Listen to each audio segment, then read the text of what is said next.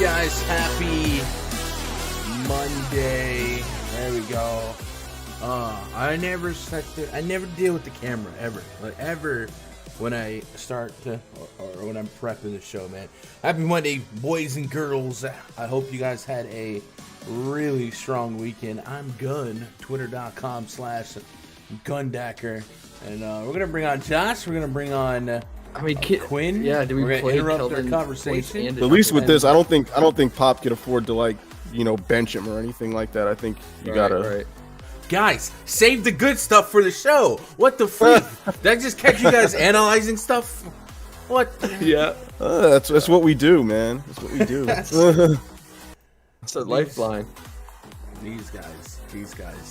Anyway, we are live on a Monday. Shout out to Chris Smith, Emerson, Baby Gap Shirt, Robert Thomas, Mock Wall. He made it happen. What up, you made it happen? What up, Skimmer, Fish Fan? A whole lot of your stuff up in here. Chat, we've got a pretty decent sized slate tonight.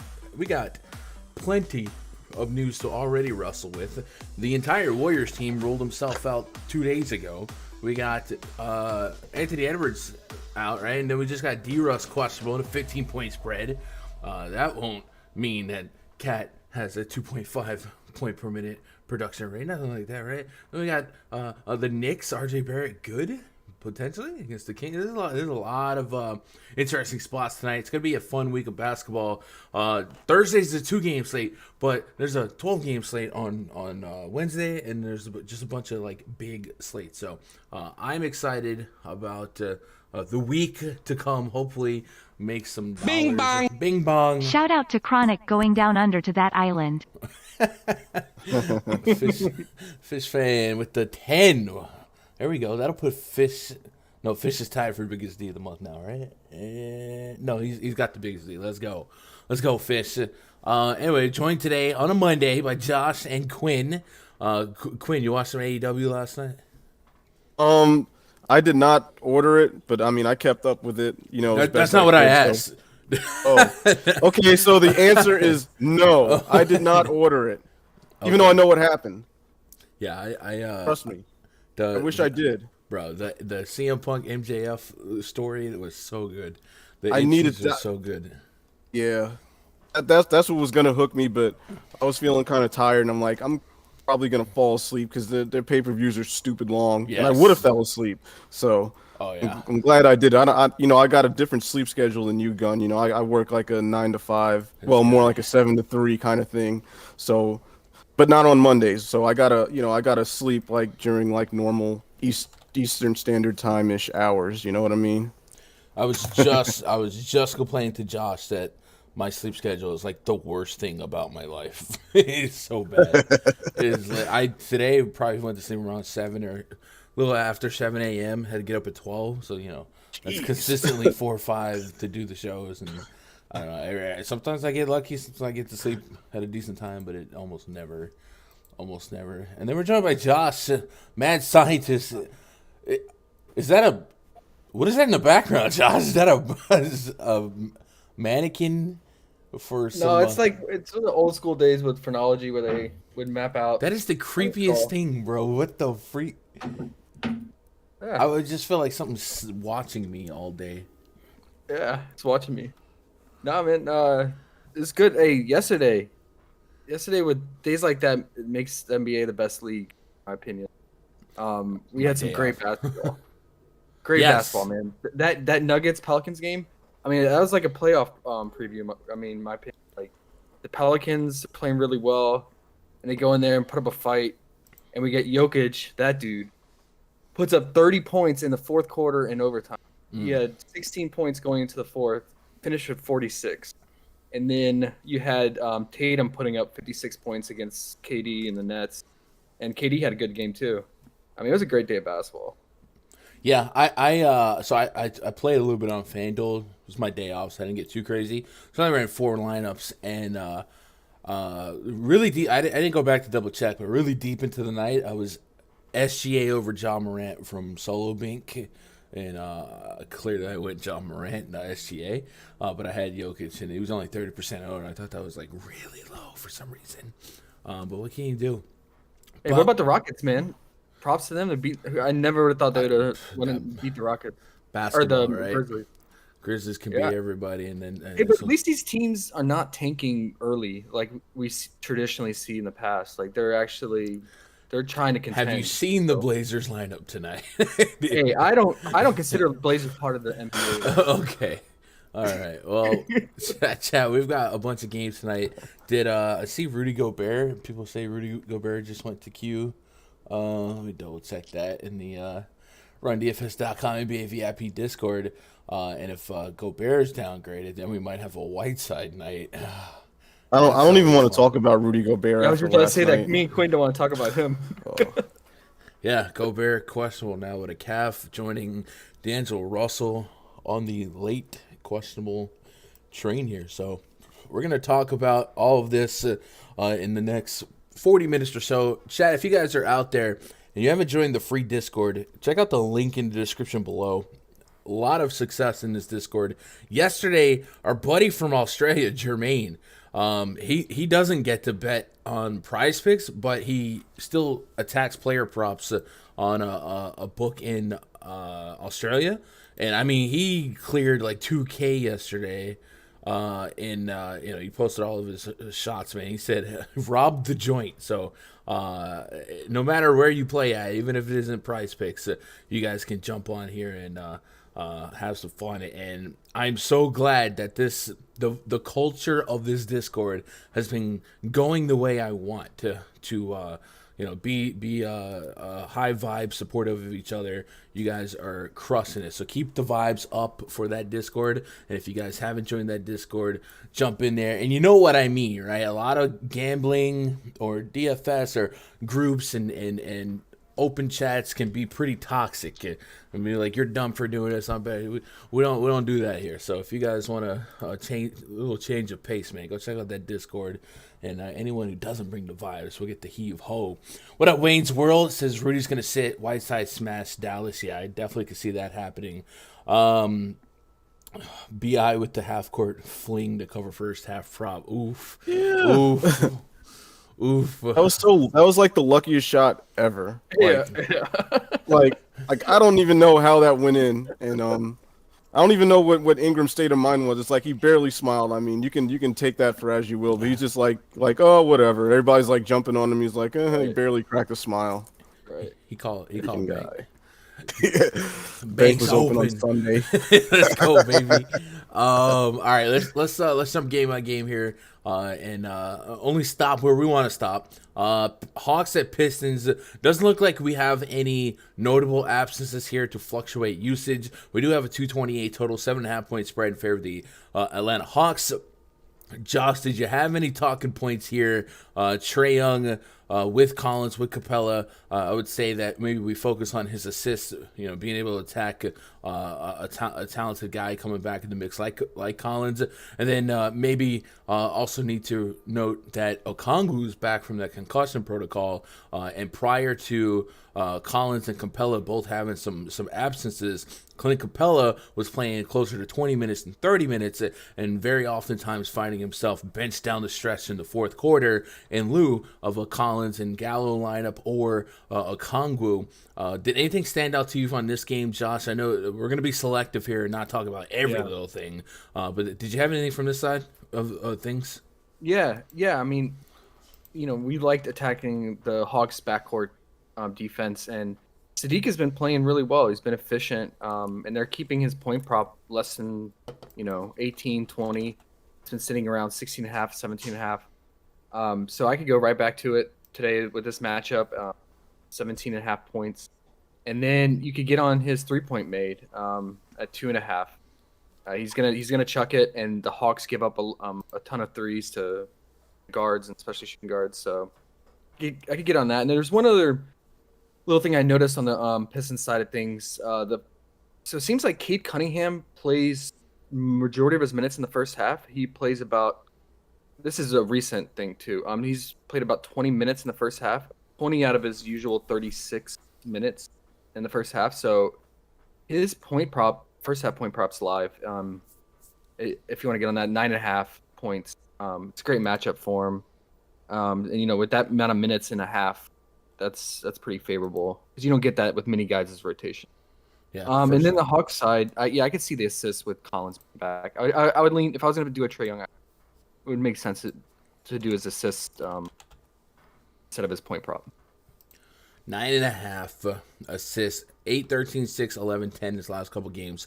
Let's use the on-off court tool for Trae Young here. We know he's probably one of the best assist percentage guys per minute, just straight up anyway.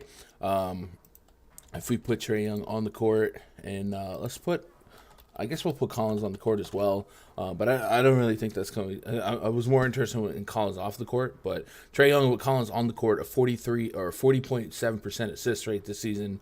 So that's pretty doggone good. It was like 4 out of 10 points or off of Trae Young. Is that math, Mr. Scientist? So I definitely can get behind that. And then even with John Collins, he's live to drop 30 real points and 50 fantasy points. I have him right now for 51 fantasy points. The PrizePicks projection is at 45, so I'm getting a +5, +6 differential. And then Clint Capella, hopefully what I want to see now is the next couple games, Capella go back to his normal rotation, and his projection will drop a little bit. Right now, he's got a 9-point projection, 10.5 rebound projection, and a 29 fantasy point projection. On the other side of the All-Star break, this was all a little bit high, and if we get like a 10 to 20% decrease in these projections, what we can do then is chop it into first half, second half, because we talked about halves and minute rotations. Capella was getting the bulk of his minutes in the first half prior to the All-Star break, so we were attacking a lot of his first half props. I do think that maybe the price is going to be a little too high right now because the projection systems haven't quite adjusted to Collins being back like they should, although this is game 2, so maybe. But Capella is listed at 14.5 fantasy points. We were on that first half when it was like, 12.5, 12, something like that. So maybe give it a game or two for the projections to come down just a little bit on Capella, and then we can go back to that first half prop if it's going to continue to see him benched in the fourth quarter and go from there. Do you have anything on this spot, Quinn, or do you want to move on? Like Cade Cunningham. Well, as Josh mentioned, I'd probably prefer either his fantasy points or his PRA because, he's someone that can fill up the stat sheet and the Hawks backcourt's attackable. I also wanted to touch on Jeremy Grant because just skimming through, he's sitting at 30 fantasy points, and that seems kind of low for the game environment that this will be. And it seems like that this is a game where maybe the steals and blocks possibly could come into play. And I'm kind of looking at that, dude. What kind of projection do you have on Jeremy Grant today, Gunn? So I got 34 fantasy points. The caveat here is the other night Marvin Bagley came in and went all the way off, and that front court is liable to see Marvin Bagley get hot or Kelly Olynyk get hot, and it's just kind of a volatile situation to play with. I've only got Cunningham and Sadiq Bey right now for north side of 30 30 minutes. That could change if this Diallo Q tag turns into an out. But yeah, I like the thought. I definitely like what you're saying. Jeremy Grant's certainly somebody that if you put some of these guys who average about 30 fantasy points-ish a game in a high total against a bottom 5 defense, you might expect them to usurp their season averages. But yeah, there's a little bit of murkiness because of Marvin Bagley being part of that rotation. Now, if we look at Bagley, it was at the last game for the Pistons. Marvin Bagley, 22 minutes, had 18 real points. He's getting you 14 plus real points in 3 straight games. When he's out there, he's just so productive. And sometimes that 18-minute can turn into mid-20s to high 20s, depending on the game flow here. But I don't mind Jeremy Grant, but I do have a little bit of pushback. Okay, let's move on to the next game then. Chicago Bulls at the 76ers. This should be a fun game to target, 230 plus total. We do have some Q tags here. Let me open up the injury news and notes from NBC Sports Edge, because I did have Vucevic with a Q tag on him for that front court, but could be close. It could be probable by this time. So Chicago, nope, still officially questionable. Right hamstring. Did not take part in Sunday's practice, and now his name is on the official injury report. If he has to miss one of his games, propelled Tristan Thompson into the starting lineup. So keep an eye on Vooch. Not that he was in line to maybe slow down and beat or anything like that.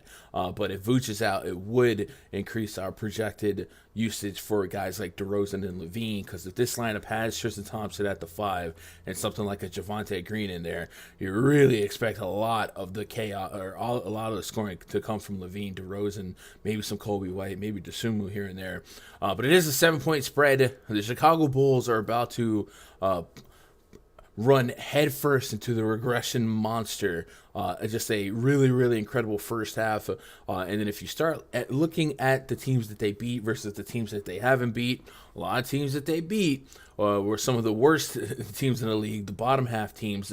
Now, I think I read the other day, they have the hardest remaining schedule in the Eastern Conference, and they're going to start dropping games more and more. And here's a Sixers team that has gotten a lot better as of late post the Harden Ben Simmons trade. So I think this is going to be the start of a long and lonesome journey for the Chicago Bulls fans who were loud and proud in at least our Discord in the last couple of weeks. Shout out to C, shout out to Sid.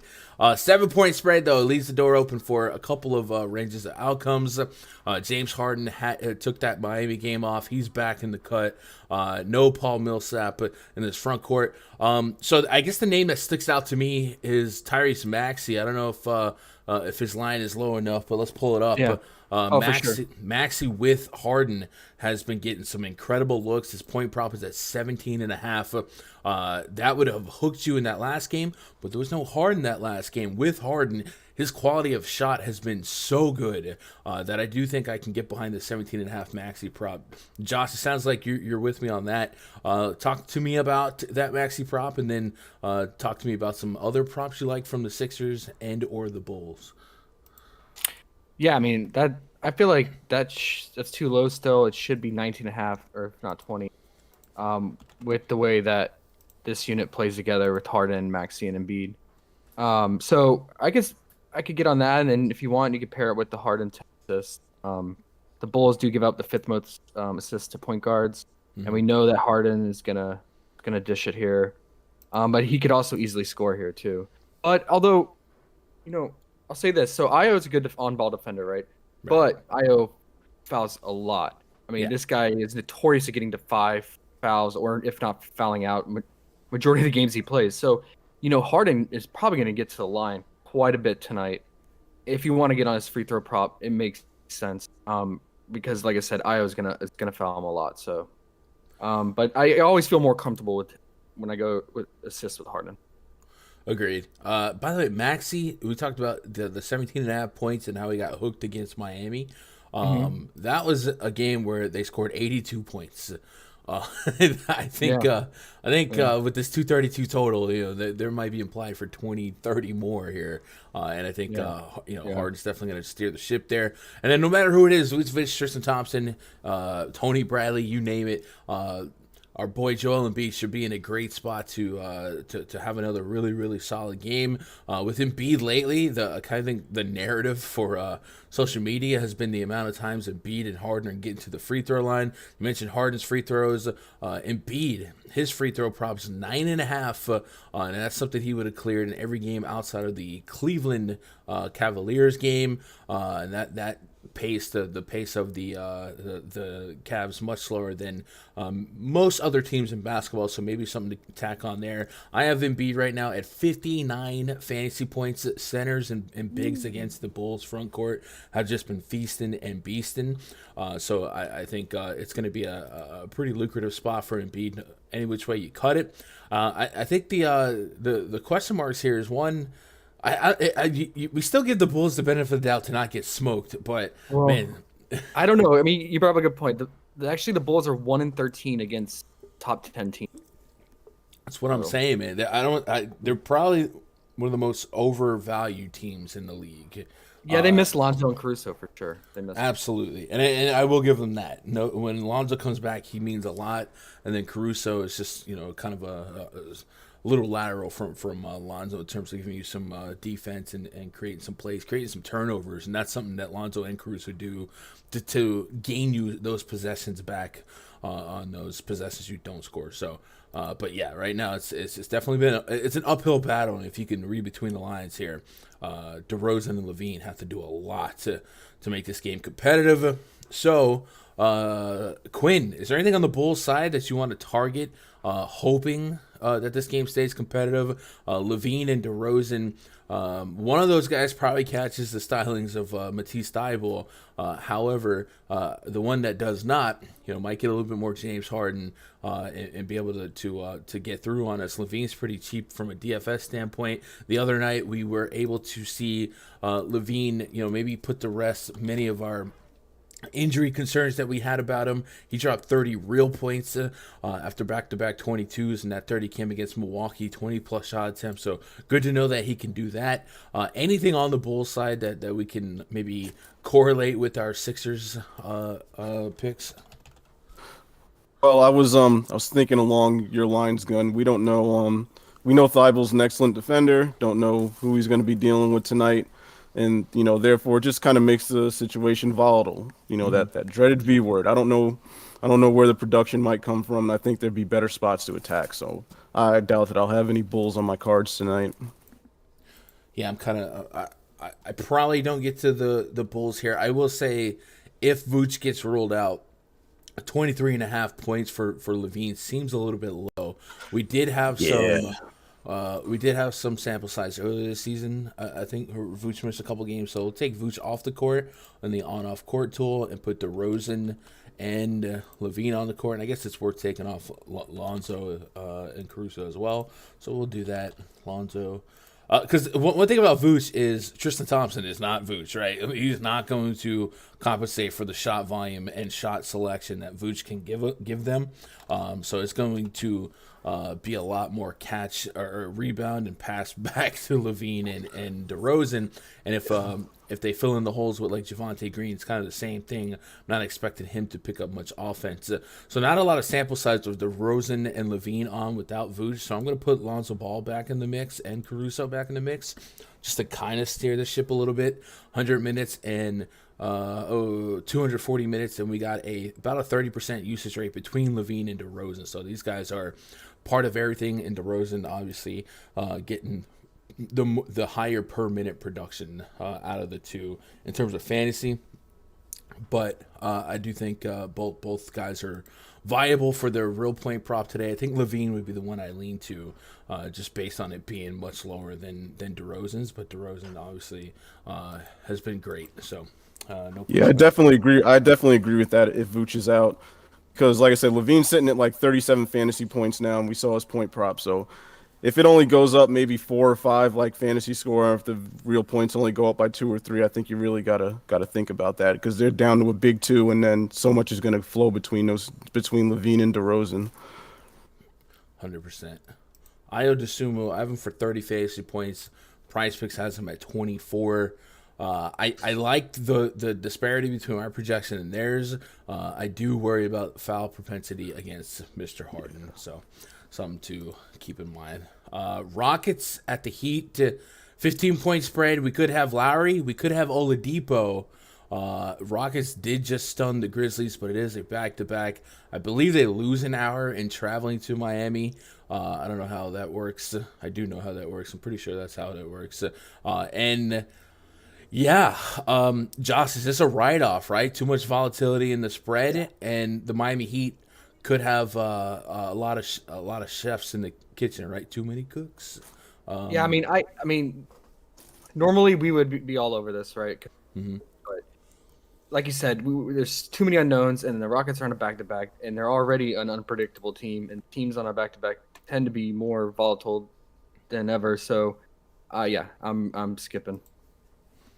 Yeah. Quinn, you skipping this one on your cards tonight? Yeah. They just have too many weak spots.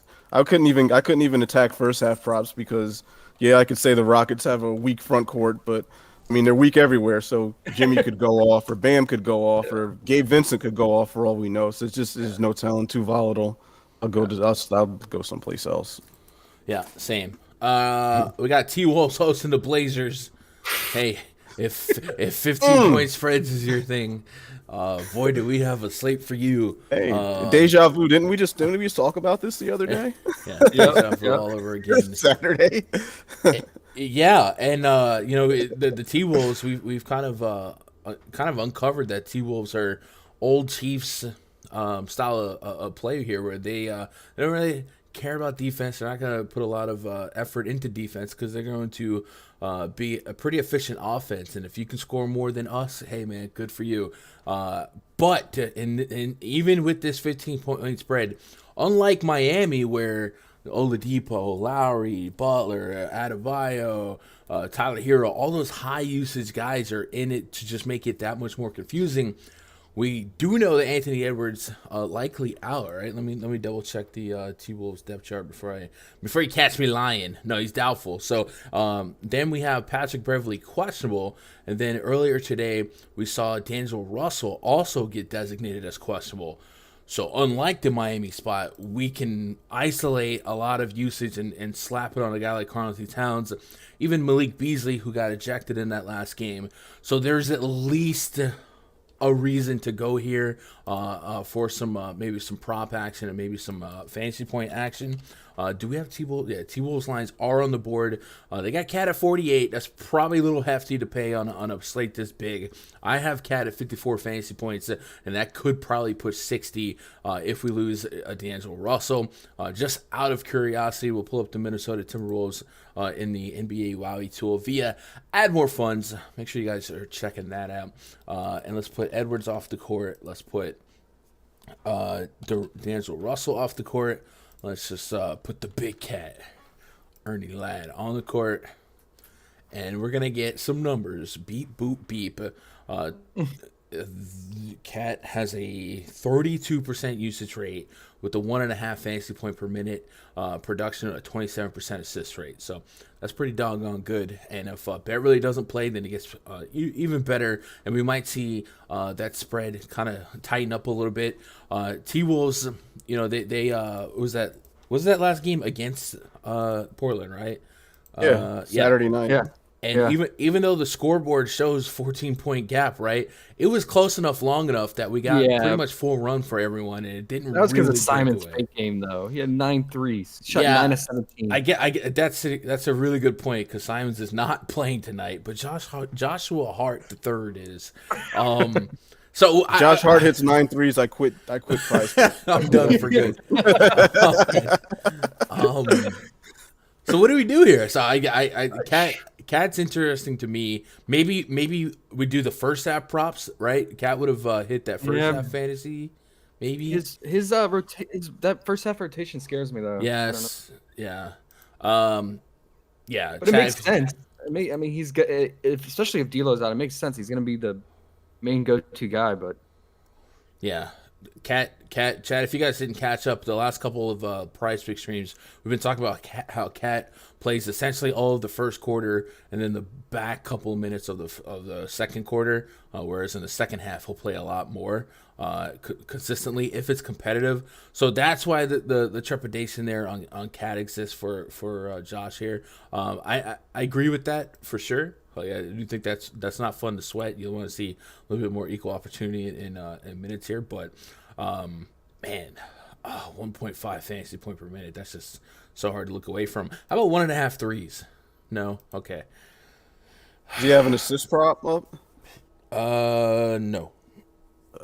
That'd be too nice. I know, right? All right, so Josh Hart's the only NBA player on the Blazers team tonight. He's got a 35 fantasy point prop. I have him for 36 on the nose. This is ugly. I don't want to put. We did take Ellaby 30 over 22 the last slate, right? And I had him for 30. He's right now written down for 22. That's probably too low. We wound up getting pushed up to like 28.5. Like once more Blazers got out, and he actually didn't hit it. He had like 20 fantasy points in the first half. And almost did nothing in the second half. And everyone that got on him late, they got PrizePicks got the money. But if you got on them early, you were good. They middled. All right, so ugly game. I'll pencil down Cat pending D-Russ news, and then Josh Hart is interesting, but that's about it. This is gonna be a nightmare for DFS too. I can already tell. Yeah. Oh, yeah. Yeah. It's like walking through a landmine field, man. It's okay. I saw a video. I know what to do. Okay. Oh boy. Send a rat first. Don't you just pick it up and throw it? In wrestling, rat means something different. So, all right.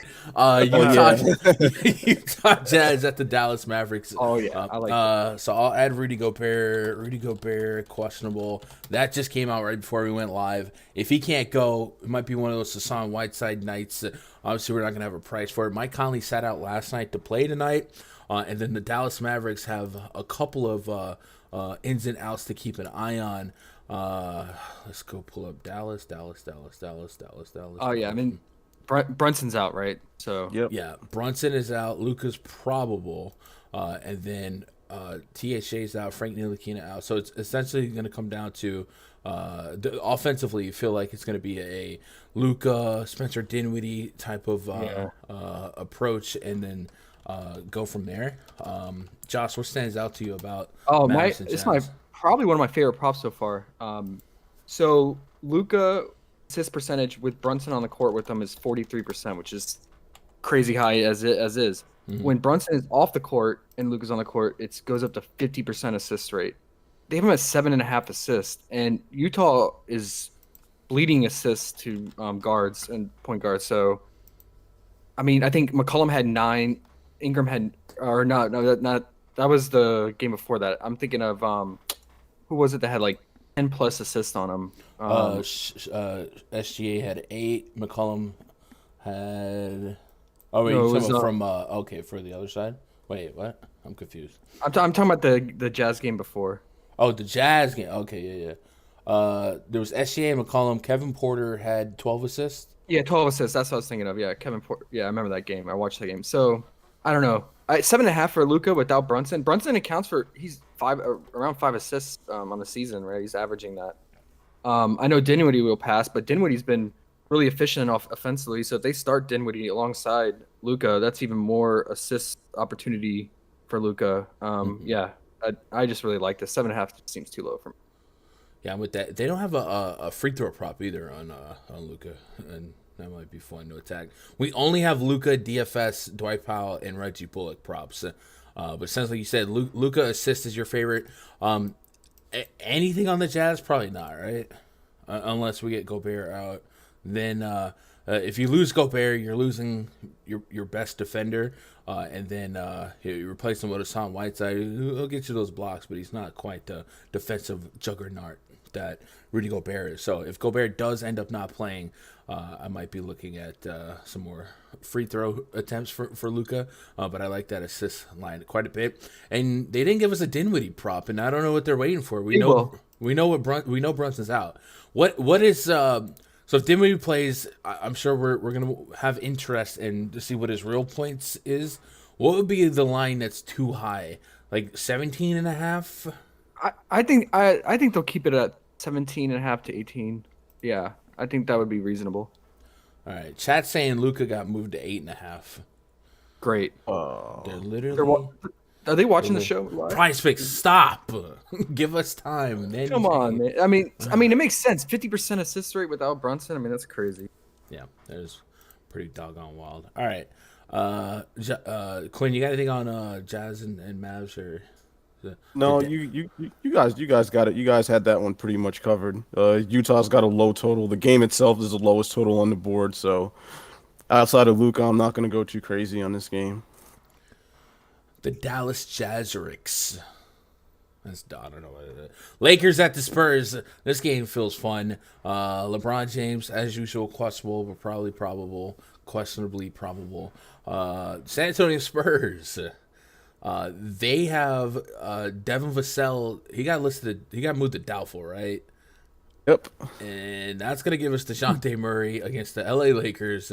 I don't know what is going to be too high for me to walk away from DeJounte here. Right now, I start him off at a almost 57 fantasy point projection for PrizePicks scoring. They start him off at 50 fantasy points. So I do get a 7-point margin of difference between mine and theirs. And then through and through this Spurs lineup, Keldon Johnson's coming off one of the games. He went nuclear, 43 fantasy points against the Charlotte Hornets. Charlotte, of course, one of the teams where you can do that. They also have Jakob Poeltl at 39 fantasy points. He disappointed me. If he would have done what he did in the second half against Charlotte in the first half in his first run, it would have been a beautiful, beautiful outing. But that's probably a little too high for my likings.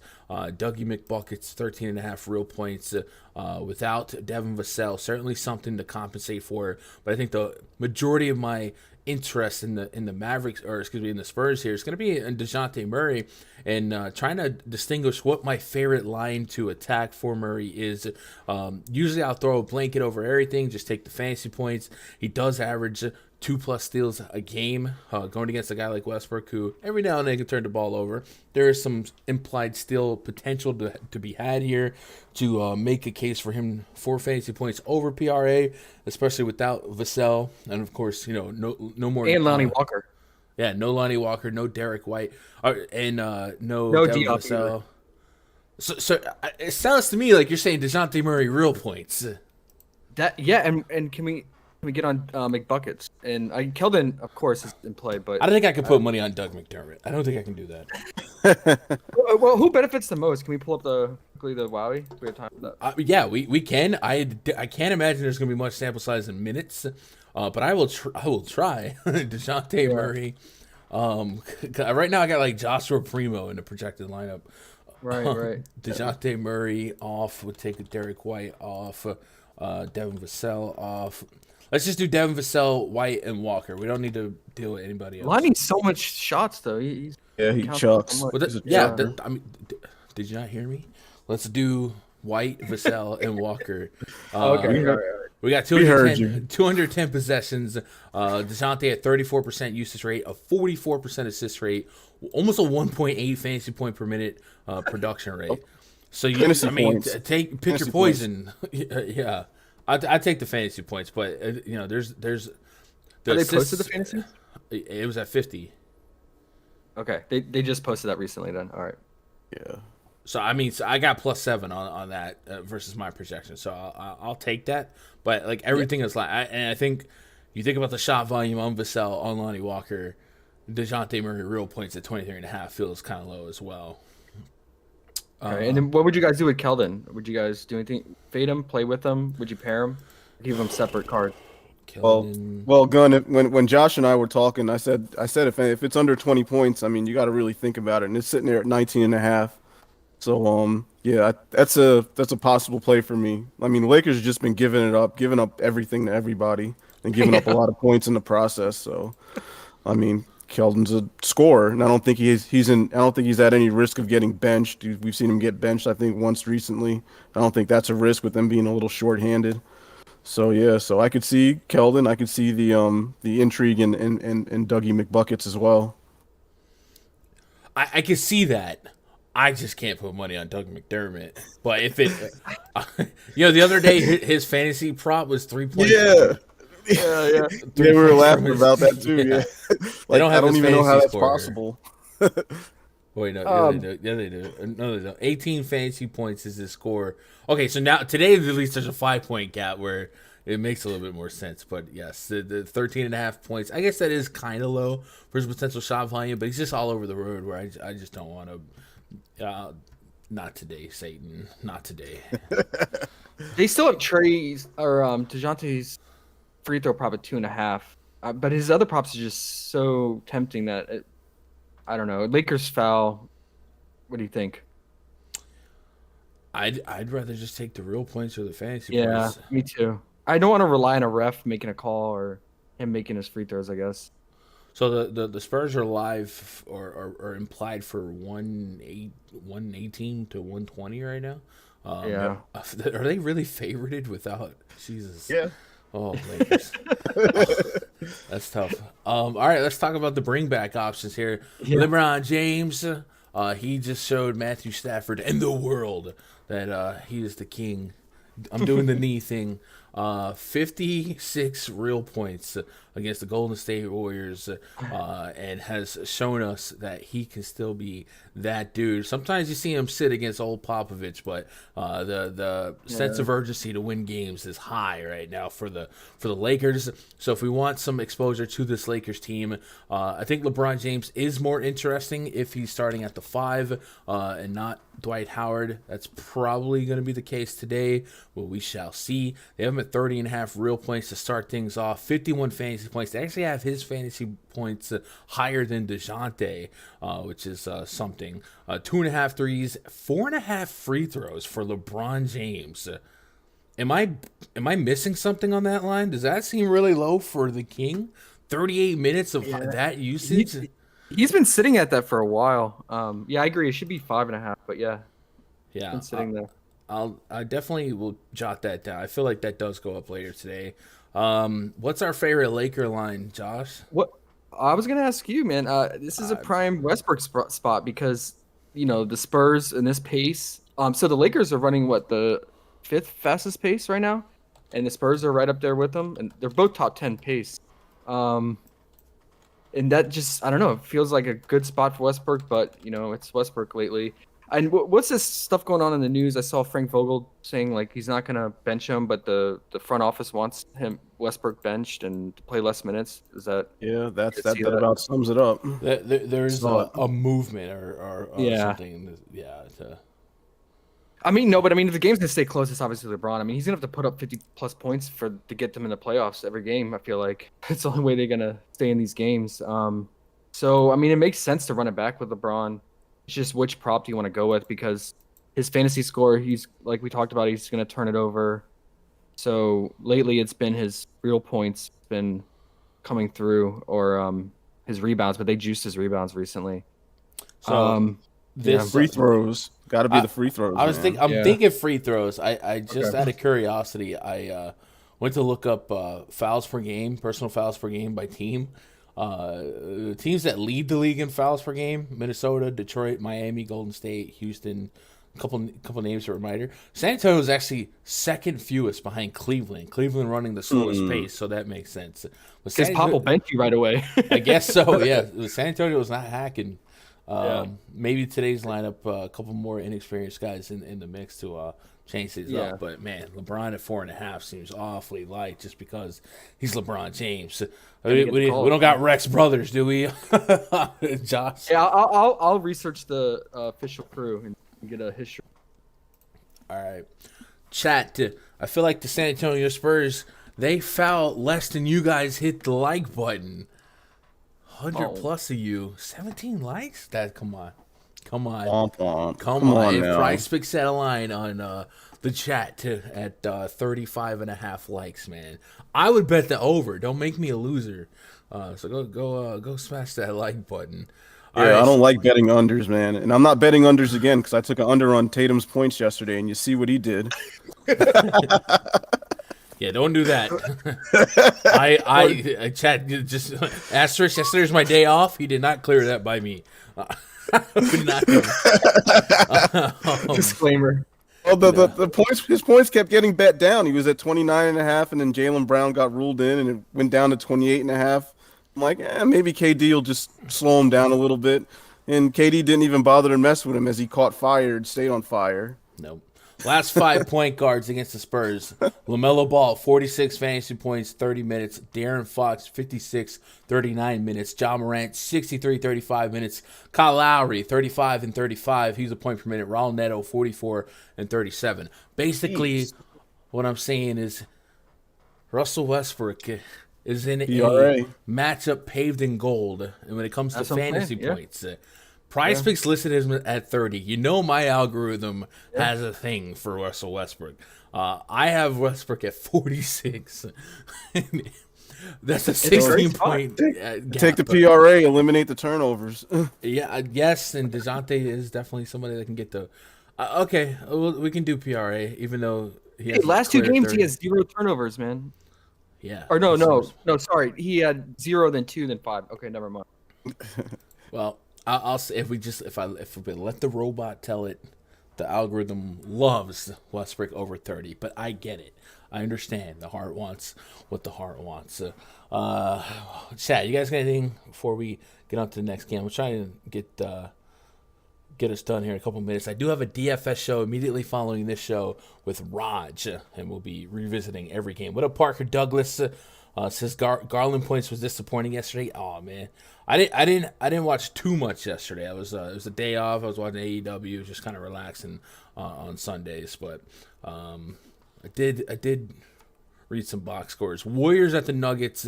Jokic. Jokic went bananas yesterday, almost 100 fantasy points. The Golden State Warriors, this is one of the punt games. We feel like they punt 1 or 2 games a month lately, and they knew they were going to punt this game on Saturday night. So I'm just going to guess that Steve Kerr is going to have one of those, every guy plays 15, 20 minutes. A couple guys might get to 30, Jordan Poole, Damian Lee. Probably not going to put money on Steve Kerr's management on a PrizePicks setting. Did you have anything on this, Josh, or do you want to skip this?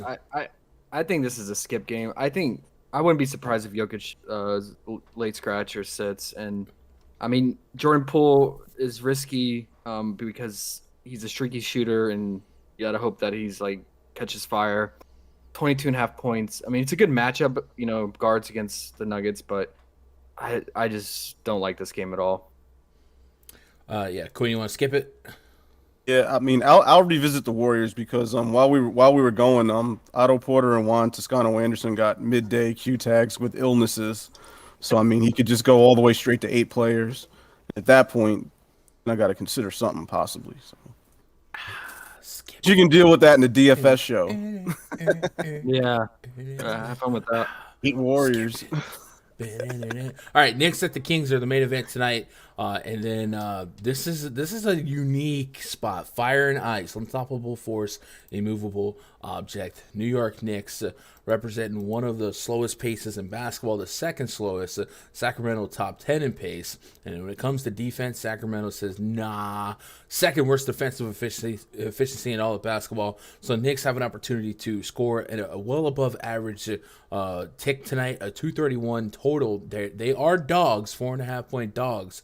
But we have seen on this side of the All-Star break, especially without Kemba Walker, RJ Barrett has been that dude for the Knicks in each game in his last 5 or 6, giving you 20 plus real points.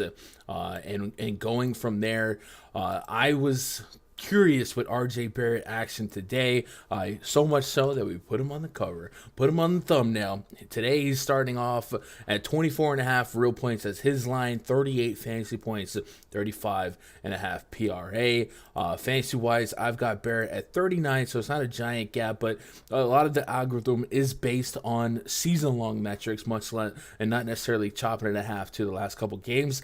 But if you're going to be one of the team leaders in minutes against Sacramento Kings, you're going to be somebody that's in the conversation. Julius Randle, also somebody that I don't mind taking a peek at.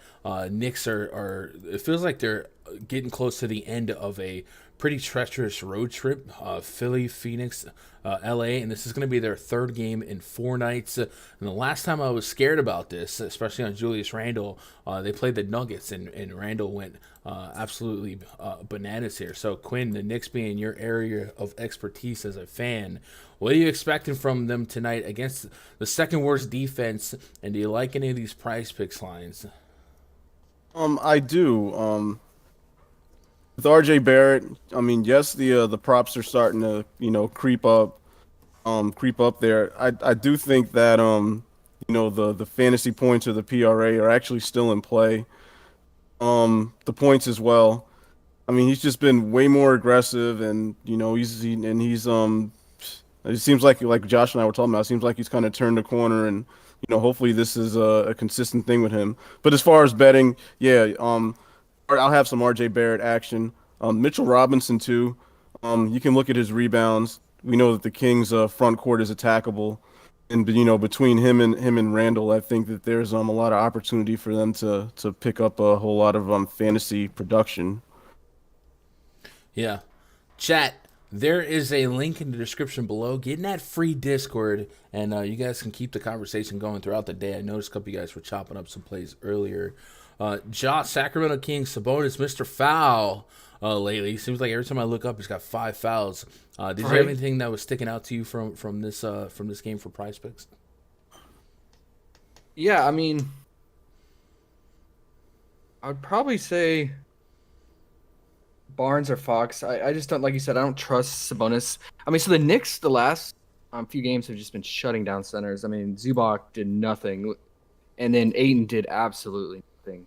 I don't like attacking the Knicks in the front court. I mean, just due to the size, it's just going to lower the probability of rebounds, blocks, and getting blocked by Mitch, right? So Yeah. I like Mitch more with his props at 8.5 points than Sabonis props as of right now. But I guess, I mean, if with that set in mind, you could get on Sabonis assists, because it is back down to 5.5, because it was up at 6.5 at one point. And like you said, he's going to pass it, and maybe he gets funneled out, passes it more here. And then, yeah, Fox, I mean, he's on a roll. But yeah, it's risky if he gets slowed down in a slower pace matchup with the Knicks. It doesn't fit his game style. So it's kind of a mid-tier as of right now for me. I like the Knicks side more. And I wanted to ask Quinn something real quick. So RJ Barrett, your favorite prop, his 3.5 assists will be popular because it's staying so low, and since he's kind of taking over point guard role, switching off with Burks. I noticed in that game they would kind of take turns who would come down with the ball and who would dish it. But do you feel more comfortable with the points because how aggressive he's being and how much he's driving to the basket than the assists? In a pace up game for the Knicks, I'm thinking assist. Okay. I'm thinking if it stays at 3.5, I could see him getting 4 or more, Okay. quicker than him, getting like 25 points, because like I said, that point prop is as high as it's been all season. I think you're starting to really I'm not saying play with fire. There's a little less wiggle room for like a bad quarter or something like that. You know what I mean? Sure. I mean, you could still throw a blanket on all of it if you wanted to do. Yeah, because he fantasy. definitely can rebound and stuff like that. So He doesn't steal much. He doesn't get much stocks though, right? So I No, guess no. PRA would make more sense. I don't know. Fantasy is definitely intriguing to me. All right, Yeah. boys, I'm gonna ask you two what your favorite prop is, and we'll give the chat 3 props to attack tonight. Before I do that, pause for the cause. Let them know that if they want to join the premium side of things and get in the premium Discord and get access to the spreadsheet that we've been referencing throughout this stream, it is available behind the paywall at rundfs.com. Click rundfs.com, click on VIP memberships, try out that week pass, see what you think. I have a lot of DFS oriented stuff, the projections, my player pools for FanDuel, DraftKings, but we also have quite a bit of prop content, prop discussion. We have the player props projection tab that you guys can cross-reference my stuff with PrizePicks, and we have the prop detector where Josh kind of keeps track and keeps tabs on all the props that we've kind of grown privy to throughout the day, and as we get closer to lock, these numbers adjust, and then in the rundfs.com NBA VIP Discord, there's a PrizePicks and props channel that is constantly got cats in there chopping up PrizePicks boards, not just NBA, by the way. You guys spend the overnight shift discussing League of Legends and CSGO and esports. And then the 2 hours before the first game tips off, I'm in the NBA voice chat with several of the VIPers. You guys are free to jump into that as well. Grab a mic, be part of the conversation. All that is behind the paywall at rundfs.com. Each of us going to offer one of our favorite props tonight to make a 3-man card. I think mine is going to be Tyrese Maxey real points. I knew it. 17.5 real points. James Harden has created just incredibly high quality shot selection for him. The only game that he didn't hit the 17.5 line with James Harden was in a game without James Harden against Miami last time out, and the team scored like 82 on night 2 of a back-to-back. So give me Maxey over 17.5. Josh, what's your one to offer up? Well, it was Luka at 7.5 assists, but you know what? I'm gonna stay with the gut feel, even though it's at 8.5. I'm gonna roll with that 50 assist rate. Luka over 8.5 Yep. assists, Yep. or 8.5? Okay. And then Quinn, what do you got for the collection plate? Yeah. Well, I hate to go to the same game, but Philly with a 120-point total. I like that Harden 7.5 free throws. I have a feeling he's going to be marching to the line. Yeah. Bet you Io fouls him once from the 3-point line. Give me 3 free throws, and he gets fouled a few more times. He'll hit like 9, 10 free throws. So give me Harden over 7.5 free throws. Boom. All right, easy does it, chat. That's it, man. That is our PrizePicks show Monday. The Three Amigos with Quinn. I guess we'll see you in a week. Appreciate your time, and then Josh will be back mañana.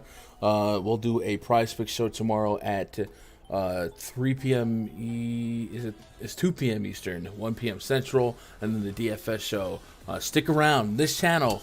Just a couple minutes, I'm back with Raj. We're going to go back over every game. We'll still be talking PrizePicks, but we'll have more of a DraftKings and FanDuel lens as well for salary style fantasy. So hit that thumbs up on your way out. If you are just lazy, you're kicking back, you're making food or whatever, this channel will bring you right to the next stream as soon as the feed cuts, man. I appreciate your time, boys. I appreciate you guys out there in chat land.